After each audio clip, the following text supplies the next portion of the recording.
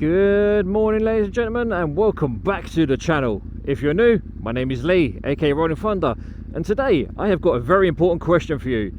So if you want to know what that is and you'd like to know more, sit back, relax, grab yourselves a cup of tea, and without further ado, let us get into the video.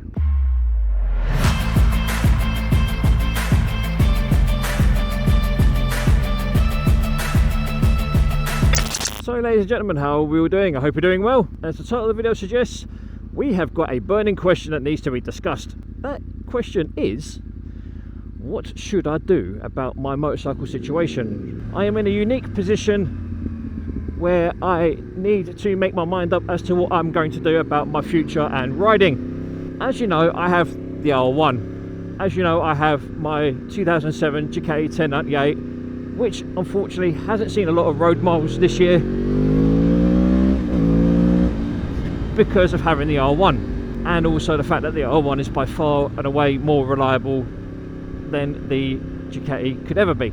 However, I have a burning desire to get another bike, and I don't know what bike to get. Now, as you guys may know, I recently did my first ever track day, and if you haven't already seen it, I'll put a link in the card above or in the description so you guys can go and check that out, so you know where I'm coming from. Now, I love riding on the road, as you guys know. I've been a road rider for 20 plus years, and literally at the big age of 40, only recently done my first ever track day at Brands Hatch Indy. But now that I've done one, I want to do more. And I'm wondering whether or not I should just quit riding on the road altogether, so I can focus on saving money for, you know, turning either one of my bikes into a track bike, or selling both my bikes and get a dedicated track bike, you know, getting my driving license so that I can drive a van to and from a track day and stuff like that. And I'll be honest with you, I really don't know what to do. You know, I've got a couple of options. I've got stop riding on the road altogether, learn how to drive, get a van so that I can take my bikes to a track day in comfort. Stop riding on the road, get a dedicated track bike with a daytime MOT.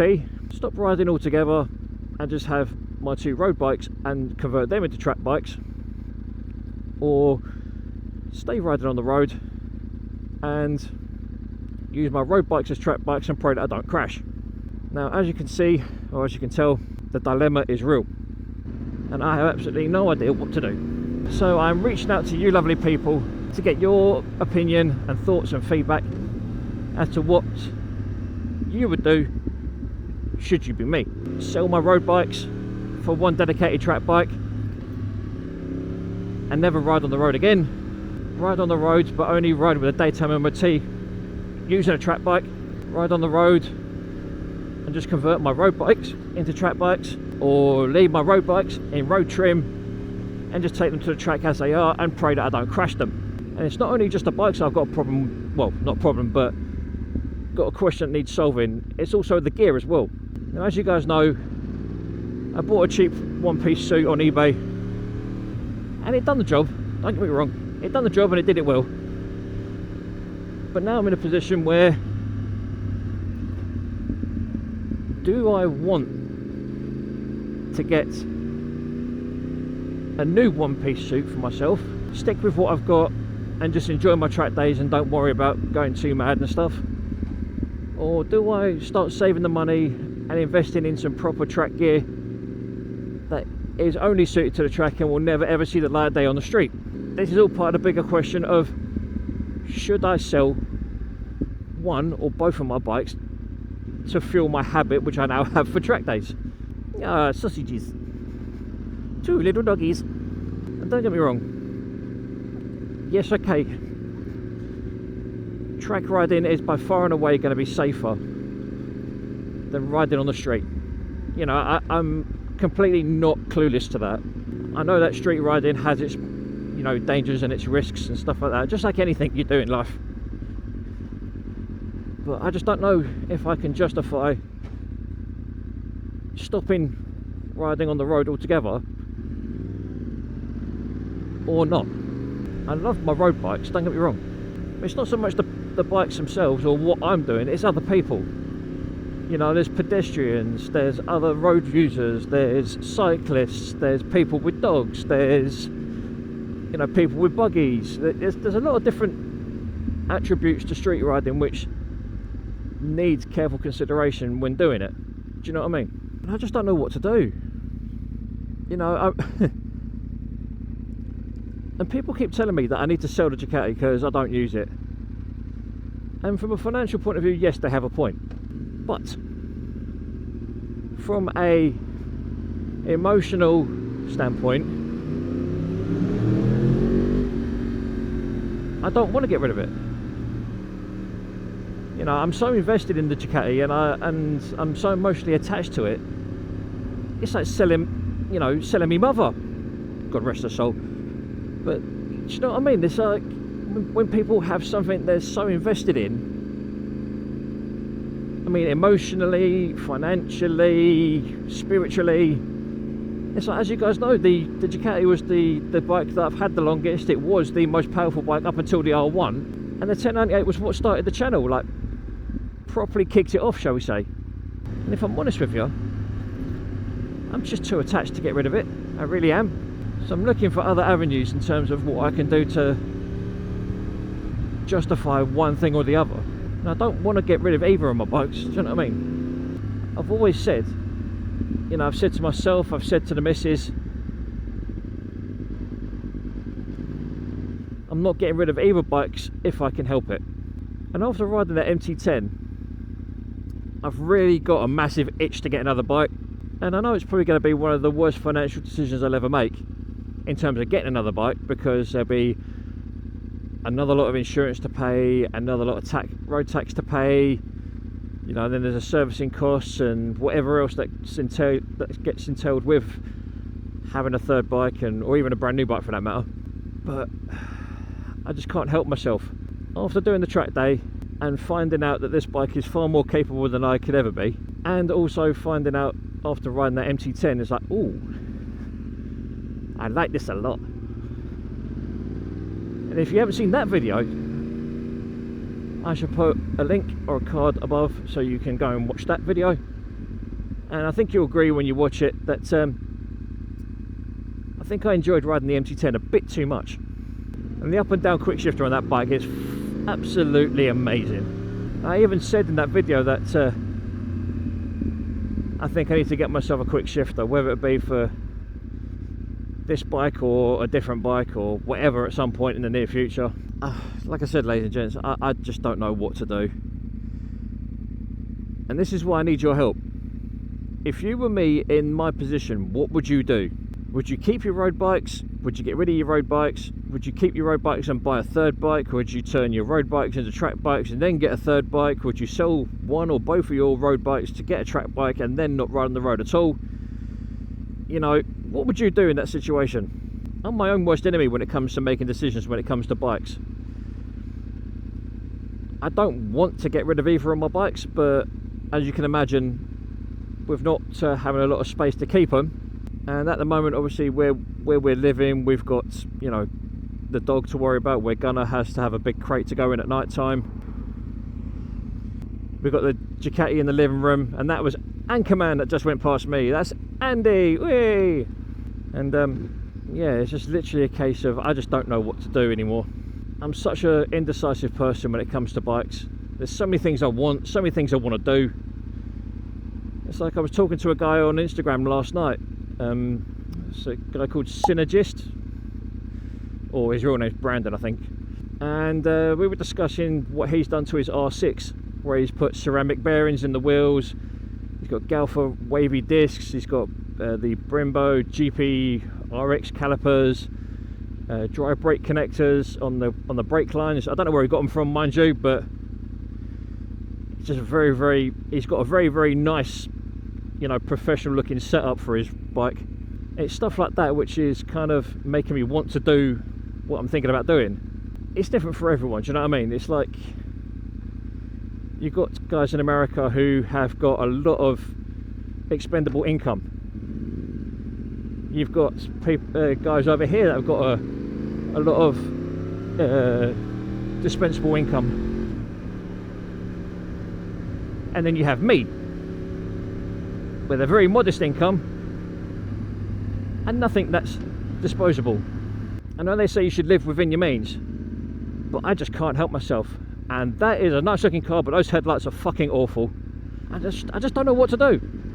I'm such an indecisive person when it comes to motorcycles. There is one thing that I can tell you lot, which will stay as a constant. I cannot afford to get a Panigale. Whether it be a V2 or a V4, I cannot afford the insurance. The insurance these days, ladies and gentlemen, to try and own a motorcycle in the UK, at my age, like I've already touched upon, I am now 40 years old. And to try and get insurance on anything these days is a joke. And I'll give you an example briefly on that.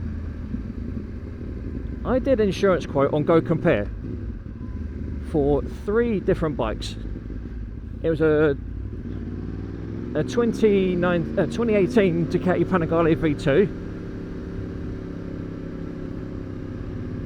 It was a 2017 R1 and a 2023 MT-10. Now, of the 3, have a guess which one was the cheapest. Bearing in mind I did exactly the same settings for every quote. So third party fire and theft, up to 3,000 miles a year, with carrying pillions and commuting. Now, before anyone starts getting funny, yes, I know the Panigale V2 isn't really a street bike and shouldn't be treated as such. Yes, I know that the R1 isn't a street bike and shouldn't be treated as such, because they are race-bred machines. However, I like my track bikes, and I like my fast road bikes, and I like my super bikes. Now, bearing in mind, all these bikes are completely bog standard. They're not the S's, not the SPs, not the R's, nothing like that. Just straight up bog standard bikes. No bells and whistles, just all your basic equipment that you would normally get, even a standard exhaust. Now, this is going to, well, this won't shock you, but it might do at the same time. The most expensive quote that I got was for typically the Panigale V2. The cheapest quote I got was for the MT-10. Third party fire and theft for the Panigale V2, some insurance companies wanted the best part of £2,000.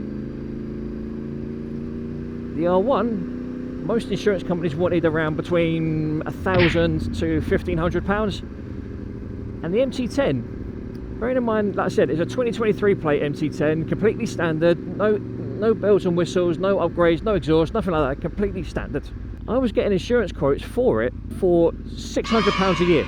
Now try and work that one out. An MT-10 that's a lot newer than the other 2 bikes that I was trying to get quotes on, with the same kind of power, with the same kind of, you know, super sports kind of background. How can the insurance on a near enough brand new MT-10 with very little miles on it be cheaper than a 5-year-old bike with about 20,000 miles on it? It's absolutely fucking ludicrous. What is the justification for that? Are the V2s and the R1s more frequently stolen than the MT-10s? I don't know. You know, I'm not an insurance broker, so I don't actually know the answer to that question. But then it circles back to the other problem I've got. If I continue to ride on the road, do I get a daytime MOT for a track bike? Do I just ride a road bike on track and just take the mirrors and indicators and whatever else off when I want to do a track day? Do I have my road bikes set up as track bikes and just don't ride them as frequently? Do I not ride on the road at all and just turn everything I own into a track bike? Because obviously I can't turn a MT-10 into a track bike because it's not a fucking track bike. You know, I just don't know what to do. Which is why I'm reaching out to you lovely people for advice. For example, a gent that I went, or should I say, a gent that I come across on my track day, a guy called Ryan, he was doing the evening day at Brands when I was packing up to leave. He came into my work yesterday and told me that he's already sold his road bike to buy a dedicated track bike. And I'm like, you must be out of your mind. He was like, no, I've decided I'm not riding on the street anymore after having a trial on track. I'm going to be focusing on track days and doing a bit of racing next year. And I was like, good luck to you. If that's what you want to do, then good luck to you. This is just another facet to my issue. It's money. I just don't earn enough money to be able to justify doing all these hobbies. Do you know what I mean? You know, I could potentially turn around and say that I want the latest and greatest GoPro, or the latest and greatest DJI or Insta360 or whatever. But again, I can't afford it. I could say that I want to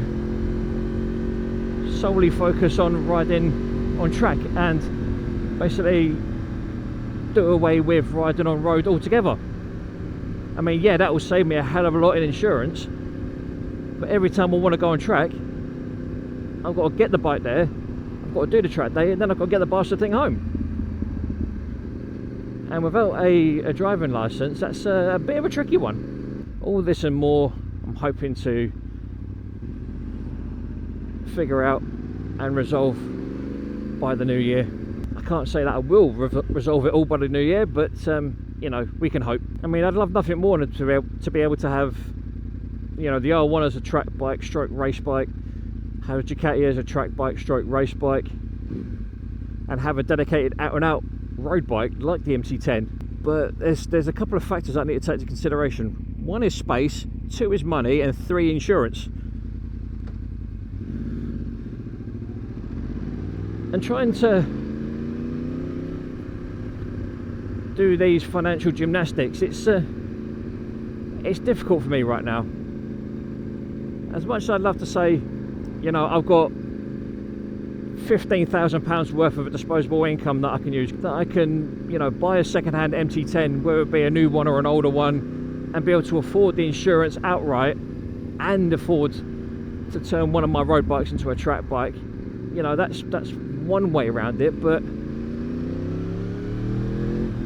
the problem I have is trying to find someone or somewhere, like a bank or a building society, that can offer me a loan of that value so I can do those things. And it's like, that's the biggest, you know, crux of the whole thing, is money. And I don't really want to be getting a second job just to fuel my habits, do you know what I mean? I just don't know what to do, ladies and gentlemen. I am in such a quandary as to what I should do and how I should do it. So I'm going to throw it out to you guys and let you guys be the judge of the matter, and I'll let you tell me what you think I should do. If you guys had any suggestions, or if you've been in a similar situation, feel free to let me know in the comments down below what you've done and how you did it, and whether I should do it or not.